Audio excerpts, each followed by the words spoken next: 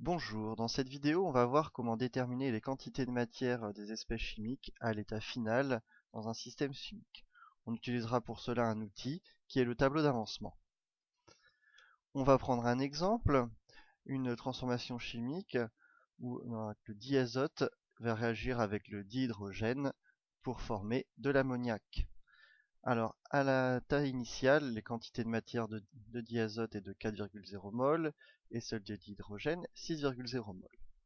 La question est de décrire le système à l'état final, c'est-à-dire de déterminer les quantités de matière de diazote, de dihydrogène et de l'ammoniac gazeux à la fin de la transformation chimique. Alors, on va utiliser le tableau d'avancement on va voir comment le compléter et on déterminera ce qu'on va appeler l'avancement maximal. Alors tout d'abord, il faut déterminer l'équation de la réaction. On va avoir une colonne pour chaque espèce chimique. Alors ici, la réaction de diazote gazeux qui réagit avec le dihydrogène gazeux pour former l'ammoniac à l'état gazeux. On voit ici qu'il y a, on va avoir deux azotes ici. Ici, il n'y a qu'un seul élément, une seule fois l'élément azote. Donc ça va nous faire 2. On va mettre un 2 ici pour avoir deux molécules d'ammoniac. Et alors si on regarde pour avoir conservation des éléments, il nous faut 2 fois 3, 6 fois l'élément hydrogène.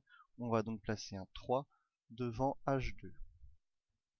Une fois que cette équation est équilibrée, qu'elle respecte la conservation des éléments chimiques, on va compléter la ligne état initial.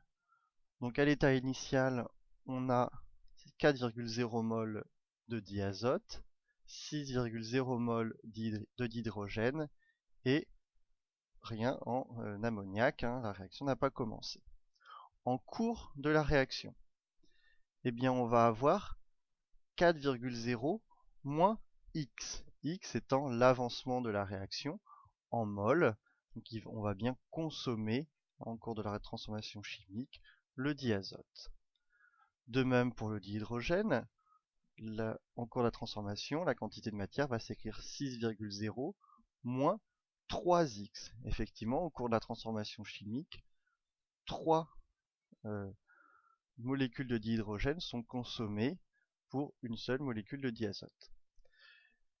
La transformation chimique va produire 2x, donc 2 molécules d'ammoniac pour une molécule d'azote consommée. Alors à l'état final, on va appeler l'avancement Xmax. Eh bien on va pouvoir écrire 4,0 moins Xmax, 6,0 moins 3Xmax et 2Xmax. Il nous reste donc maintenant à déterminer la valeur de l'avancement maximal. Et la valeur de l'avancement maximal va être obtenue lorsque au moins un des réactifs va être consommé entièrement. Donc pour cela, il va falloir résoudre ces deux équations. Donc soit 4,0 moins Xmax égale 0, ce qui donne un Xmax de 4,0 mol, ou la réaction s'arrête quand il n'y a plus d'hydrogène, c'est-à-dire quand 6,0 moins 3Xmax égale 0, c'est-à-dire 3Xmax égale 0, soit Xmax égale 2,0 mol. Alors on va donc choisir la plus petite valeur de l'avancement maximal, soit Xmax égale 2,0 mol. Alors on va pouvoir maintenant calculer les quantités de matière à l'état final. On a au préalable donc déterminé la valeur de Xmax qui est égale à 2,0 mol. On va donc pouvoir déterminer la quantité de matière en diazote à l'état final, soit 4,0 moins Xmax, 4,0 moins la valeur de l'avancement, ce qui va nous donner à l'état final 2,0 mol de diazote. On fait la même chose avec le dihydrogène et on arrive à 0. C'est normal puisque c'est le réactif limitant. La transformation chimique s'est arrêtée lorsqu'il n'y avait plus de dihydrogène.